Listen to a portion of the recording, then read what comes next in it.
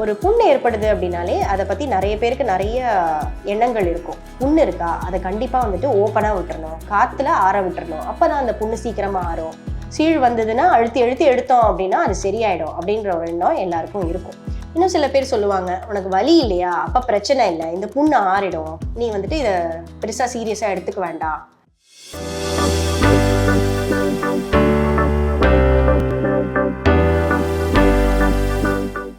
பூங்காற்று நேயர்களுக்கு வணக்கம். ஒரு புண்ணு ஏற்படுது அப்படின்னாலே அதை பற்றி நிறைய பேருக்கு நிறைய எண்ணங்கள் இருக்கும்.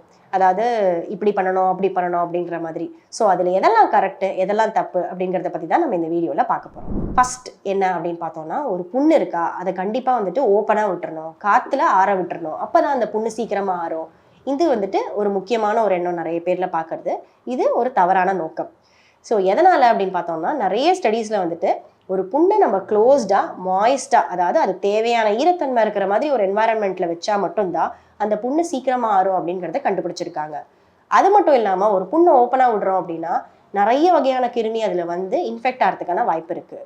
ஸோ நான் என் பேஷண்ட்ஸ் எல்லாருக்குமே அட்வைஸ் பண்ணுறது இதுதான். உங்களால் உடனே ஹாஸ்பிட்டலுக்கு வர முடியாது, எந்த சுச்சுவேஷனாக இருந்தாலும் உங்களுக்கு காலில் ஏதாவது ஒரு சின்ன அடிபட்டுருச்சு, ஏதாவது ஒரு சின்ன புண்ணு நீங்கள் பார்த்துட்டீங்க அப்படின்னாலே ஃபஸ்ட்டு அது ஒரு க்ளீனான ஒரு பேண்டேடோ இல்லாட்டி ஒரு காஸோ வச்சு க்ளோஸ் பண்ணி விட்டுருங்க.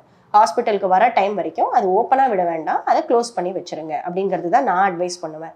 ஸோ இந்த புண்ணை ஓப்பனாக விடுறது அப்படிங்கிறது வந்துட்டு கண்டிப்பான ஒரு மூட நம்பிக்கை. ரெண்டாவது என்ன அப்படின்னு பார்த்தோம்னா, புண்ணு மேலே டிசைனாக நிறைய மருந்து போடணும், நிறைய ஆன்டிசெப்டிக் யூஸ் பண்ணணும், டெட்டால் யூஸ் பண்ணணும், பீட்டடைன் யூஸ் பண்ணணும் அப்படிங்கிற ஒரு நம்பிக்கை இருக்குது எல்லாருக்குமே. ஸோ இது ஒரு தப்பான ப்ராக்டிஸ். ஒரு புண்ணு எந்த ஸ்டேஜில் இருக்குங்கிறத பொறுத்து தான் அதுக்கு மேலே என்ன விதமான மெடிசன்ஸ் யூஸ் பண்ணலாங்கிறத நாங்கள் டிசைட் பண்ணுவோம். ஸோ ஒரு புண்ணில் இன்ஃபெக்ஷன் இருக்குது, அதுக்கு சர்ஜரி தேவைப்படுது அப்படின்னா அந்த சர்ஜரி வரைக்கும் இருக்கிற டைமில் அதில் வேற எதுவும் அது மோசமாகக்கூடாதுங்கிறதுக்காக தான் நம்ம பீட்டடைன் யூஸ் பண்ணுவோம். அண்ட் சில சமயம் ஊஞ்சை வந்துட்டு வாஷ் பண்ணுறதுக்காக இந்த பீட்டடைன் ஆன்டிசெப்டிக் சொல்யூஷன்ஸ் எல்லாம் யூஸ் பண்ணுவோம். பட் ஆனால் ஒரு நல்ல ஆறிட்டு வர புண்ணில் நம்ம இந்த பீட்டடைனையோ இல்லாட்டி இந்த டெட்டாலையோ இல்லை வேற எதாவது கெமிக்கல்ஸையோ அடிக்கடி யூஸ் பண்ணுறோம்னு வச்சுக்கோங்களேன், அங்கே புதுசாக ஃபார்ம் ஆகணும் அப்படின்னு நினைக்கிற செல்ஸுக்கெல்லாம் வந்துட்டு இது டாக்ஸிக் ஆகிடுது. ஸோ புதுசாக வர செல்ஸ் எல்லாமே வந்துட்டு டெஸ்ட்ராய் ஆகிடுது. ஸோ நம்ம நல்லது பண்ணுறோம் அப்படின்னு நினச்சிட்டு மோஸ்ட் ஆஃப் த டைம்ஸ் வந்துட்டு நம்ம அந்த புண்ணுக்கு கெடுதல் தான் பண்ணிகிட்ருப்போம். இன்னும் சில பேருக்கு என்ன தாட்ஸ் இருக்கும் அப்படின்னா, சீழ் வருதா, அது பரவாயில்ல, அது வந்துட்டு ஒரு ஹீலிங் ப்ராசஸோட ஒரு பார்ட்டு தான், சீழ் வந்ததுன்னா அழுத்தி அழுத்தி எடுத்தோம் அப்படின்னா அது சரியாயிடும் அப்படின்ற ஒரு எண்ணம் எல்லாருக்கும் இருக்கும்.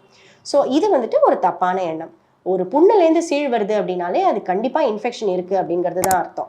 ஸோ அந்த புண்ணை நம்ம வீட்டிலேயே அழுத்தி அழுத்தி எடுக்கிறது, கொஞ்சம் கொஞ்சமாக எடுக்கிறது, அந்த கான்செப்ட் கிடையாது. ஸோ எந்த இடத்துல சீழ் இருக்கோ அதை க்ளீன் பண்ணி விடணும், அந்த சீழை மொத்தமாக வெளியில் எடுக்கணும். அப்படி பண்ணால் மட்டும்தான் அந்த புண்ணு ஆறி வரும். இன்னும் ஒரு பாப்புலரான ஒப்பீனியன் என்ன அப்படின்னா, ஆன்டிபயோட்டிக் கண்டிப்பாக போடணும், புண்ணு வந்துருச்சா உடனே ஏதாவது கிடைக்கிற ஆன்டிபயோட்டிக் எடுத்து போடணும் அப்படிங்கிற ஒரு நம்பிக்கை இருக்குது. அது ஒரு தப்பான இன்டென்ஷன். ஆன்டிபயோட்டிக் இன்ஃபெக்டட் வூண்ட்ஸுக்கு மட்டும்தான் அவசியம். ஒரு க்ளீனாக ஒரு வூண்ட் இருக்குது அப்படின்னா அதுக்கு மோஸ்ட் ஆஃப் த டைம்ஸ் ஆன்டிபயோட்டிக்ஸே நாங்கள் ப்ரிஸ்கிரைப் பண்ண மாட்டோம். ஸோ ஆன்டிபயோட்டிக்ஸ் நம்ம பார்க்கும்போது புண்ணில் வந்துட்டு சுற்றி வர இன்ஃபெக்ஷன் இருக்குது, அது ஸ்ப்ரெட் ஆகுது அப்படின்னா மட்டும்தான் நம்ம ஸ்டார்ட் பண்ணுவோம். ஸோ இந்த மாதிரி ஒரு புண்ணு ஏற்படுறப்பவே ஒரு ஃபார்மசியில் போயிட்டு ஆன்டிபயோட்டிக் வாங்கி போடுறப்ப என்ன ஆகுது அப்படின்னா, நிறைய வகையான ஆன்டிபயோட்டிக் ரெசிஸ்டன்ஸு நம்ம ஸ்ப்ரெட் பண்ண ஆரம்பிக்கிறோம். ஸோ இந்த ஆன்டிபயோட்டிக் ரெசிஸ்டன்ஸுங்கிறது வந்துட்டு வேர்ல்டு லெவலில் ஒரு ப்ராப்ளம் ஆகிட்டுருக்கு. ஸோ அது இந்த மாதிரி ப்ரிஸ்கிரிப்ஷனே இல்லாமல் அப்படியே போய் வாங்கி ஆன்டிபயோட்டிக்ஸ் போடுறதுனால தான் ஏற்படுது. ஸோ இந்த ஒரு இன்டென்ஷனை நம்ம கண்டிப்பாக மாற்றிக்கணும். இன்னும் சில பேர் சொல்லுவாங்க, உனக்கு வலி இல்லையா, அப்போ பிரச்சனை இல்லை, இந்த புண்ணு ஆறிடும், நீ வந்துட்டு இதை பெருசாக சீரியஸாக எடுத்துக்க வேண்டாம். பட் ஆனால் இது ஒரு தப்பான இன்டென்ஷன், எஸ்பெஷலி டயபெட்டிக் பேஷண்ட்ஸில். ஏன்னா முக்கால்வாசி டயபெட்டிக் பேஷண்ட்ஸ்க்கு நரம்பு பாதிப்பு இருக்கிறதுனால வலி இருக்க போகிறது கிடையாது. எவ்வளோ பெரிய புண்ணாக இருந்தாலும் அது நான் இங்கே ஓபிலெலாம் வந்துட்டு க்ளீன் பண்ணுறப்போ ஆல்மோஸ்ட் நல்ல டீப் ஸ்ட்ரக்சர்ஸ் வரைக்கும் க்ளீன் பண்ணிட்டு இருப்பேன். ஆனால் பேஷண்ட் ரொம்ப கம்ஃபர்டபுளாக உட்காந்துட்டு இருப்பாங்க. நான் வந்துட்டு அவங்களுக்கு லோக்கல் அனஸ்தீசியா கூட கொடுத்துருக்க மாட்டேன், ஏன்னா அவங்களுக்கு சென்சேஷன் இல்லை. ஸோ வலி இல்லை அப்படின்னா பிரச்சனை இல்லை அப்படிங்கிற மீனிங் கிடையாது. வலி இல்லை அப்படின்னா பிரச்சனை சீரியஸாக கூட இருக்கலாம், அப்போ தான் நீங்கள் இன்னும் கேர்ஃபுல்லாக இருக்கணும் அப்படிங்கிறது அர்த்தம். சில பேர் என்ன நினைப்பாங்க அப்படின்னா, தினமும் அந்த புண்ணை க்ளீன் பண்ணணும், அப்போ தான் அந்த புண்ணு வந்துட்டு க்ளீனாக சுத்தமாக இருக்கும் அப்படிங்கிற ஒரு எண்ணம் இருக்கும். பட் இந்த மாதிரி ஐடியா வந்துட்டு சில ஊஞ்சுக்கு கரெக்டே தவிர, ஒரு நல்ல ஆறிட்டு வர ஊண்டுக்கு அதுலேருந்து ரொம்ப கம்மியாக தான் நீர் வருது, ரொம்ப கம்மியாக தான் அதுலேருந்து எக்ஸிரேட் வருது அப்படின்னா தினமும் மாற்றுறதுக்கான அவசியம் கிடையாது. ஏன்னா ஃப்ரீக்வன்சி ஆஃப் ட்ரெஸ்ஸிங் சேஞ்ச் ஜாஸ்தியாக இருக்கும்போது நம்ம அந்த ஊண்ட் ஹீலிங்கை வந்துட்டு நம்மளே டிலே பண்ணுற மாதிரி ஆயிடுது. ஸோ ஒரு ஊண்டை பொறுத்து அதுலேருந்து வர நீரை பொறுத்து தான் நாங்கள் எவ்வளோ ஃப்ரீக்வெண்ட்டாக ட்ரெஸ்ஸிங் சேஞ்ச் பண்ணணும் அப்படிங்கிறத சொல்லுவோம். சில பேர் என்ன பண்ணுவாங்க அப்படின்னா, ஒரு ஊண்டு இருக்குது, அது மோசமாகி கருப்பாக இருக்குன்னு வச்சுக்கோங்களேன். ஸோ அது வந்துட்டு தானாக உதிர்ந்து கீழே விழுந்துரும். ஸோ அதனால் நம்ம பாட்டுக்கு வெயிட் பண்ணலாம் அப்படிங்கிற மாதிரி ஒரு இன்டென்ஷன் இருக்கும். பட் அந்த மாதிரி ஒரு இடத்துல கருப்பாகுது அப்படின்னாலே போதுமான அளவுக்கு ரத்த ஓட்டம் இல்லை, ஆர் அந்த இடத்துல இன்ஃபெக்ஷன் ஜாஸ்தியாக இருக்குது அப்படிங்கிறது தான் அர்த்தம். ஸோ இந்த மாதிரி கருப்பான ஸ்ட்ரக்சர் வந்துருச்சு அப்படின்னா நீங்கள் உடனே ஹாஸ்பிட்டலுக்கு வரணுமே தவிர அதுவாக சரியாகும், அதுவாக கீழே விழுந்துரும், அது வரைக்கும் வெயிட் பண்ணலாம் அப்படிங்கிற இன்டென்ஷன் வேண்டாம். இன்னும் சில பேர் என்ன பண்ணுவாங்க அப்படின்னா, ஊண்டு மேலே வந்துட்டு இந்த ஸ்கேப் ஃபார்ம் ஆயிருக்கும், கொலோக்கியலாக பக்குன்னு சொல்லுவாங்கல்ல. ஸோ அது வந்துட்டு நம்ம எடுக்கக்கூடாது, ஏன்னா அது வந்துட்டு காஞ்சி வந்துட்டு இருக்கு, அந்த ஊண்டை வந்துட்டு அதை ப்ரொடெக்ட் பண்ணுது, ஸோ அதனால் அதை டிஸ்டர்பே பண்ணக்கூடாது அப்படின்ற ஒரு மாதிரி இன்டென்ஷன் இருக்கும். ஓபிக்கு வர பேஷண்ட்ஸே சில பேர் வந்து நான் அதை பார்க்க போகும்போது அந்த புண்ணு ஆறிடுச்சு டாக்டர், அதை எதுவும் பண்ணாதீங்க, அதை எதுவும் தொடாதீங்க அப்படின்வாங்க. பட் ஆனால் அந்த மாதிரி அந்த ஸ்கேபை எடுத்து பார்க்கும்போது தான் அடியில் அந்த புண்ணு என்ன நிலைமையில இருக்குங்கிறதே நமக்கு தெரியும். ஸோ அந்த காஞ்சு போன ஸ்கின் மேலே டிசைனாக நம்ம மெடிசன்ஸ் போட்டால் அது உள்ளுக்குள்ளே வேலை செய்யாது. ஸோ அந்த காஞ்சு போன ஸ்கேபை நம்ம கண்டிப்பாக எடுத்துட்டு அடியில் இருக்கிற ஊண்டுக்கு ட்ரெஸ்ஸிங் பண்ணால் மட்டும்தான் அந்த புண்ணு ஆறும்.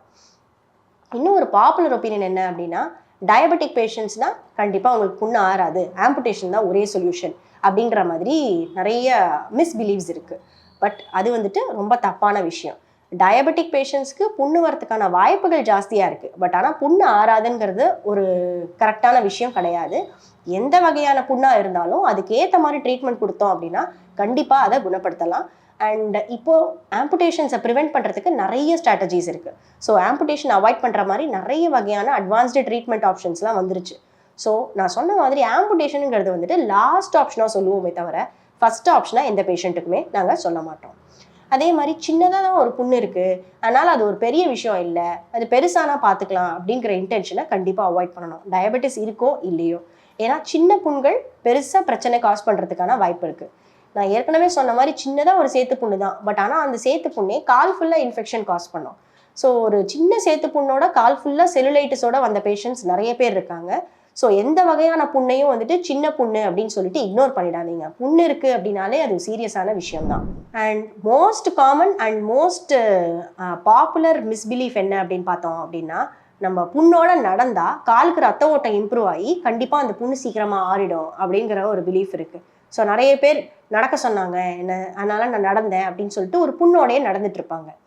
ஒரு புண்ணு பாதத்தில் வந்துருச்சு அப்படின்னாலே நாங்கள் அந்த பேஷண்ட் கிட்ட ஃபஸ்ட்டு சொல்கிற விஷயம் ஆஃப் லோடிங்னா அந்த இடத்துக்கான வெயிட்டை நம்ம எடுத்துடுறது தான். ஸோ அந்த காலங்கிறப்போ வந்துட்டு தட் பிகம்ஸ் வெரி இம்பார்ட்டன்ட். ஒரு கையில் ஒரு காயம் இருக்குது, வேற எங்கேயாவது ஒரு காயம் இருக்குது அப்படின்னா நம்ம ஒன்றுமே பண்ணலைன்னா கூட ஒரு ட்ரெஸ்ஸிங் மட்டும் பண்ணி அதை ஆற்றிடலாம்.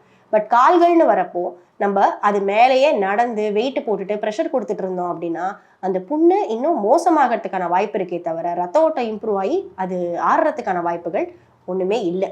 ஸோ உங்களுக்கு பாதத்தில் ஒரு புண்ணு வந்துருச்சு அப்படின்னாலே ஃபஸ்ட்டு அதுக்கான ரெஸ்ட்டு கொடுக்கணும். ரெஸ்ட் கொடுத்தா மட்டும்தான் அந்த புண்ணு ஆறும். இந்த வீடியோவில் நம்ம பாதத்தில் ஏற்படுற புண்ணை சுற்றி இருக்கிற எண்ணங்கள் அண்ட் எதெல்லாம் கரெக்டு எதெல்லாம் தப்பு அப்படிங்கிறத பற்றி பார்த்தோம். ஸோ உங்களுக்கு இதை பற்றி ஏதாவது டவுட்ஸ் இருந்ததுன்னா கமெண்ட் பண்ணுங்கள், நாங்கள் ஆன்சர் பண்ணுறதுக்கு ரெடியாக இருக்கோம். பூங்காற்று, இது நாளைய நல்வாழ்வுக்கான வழிகாட்டி.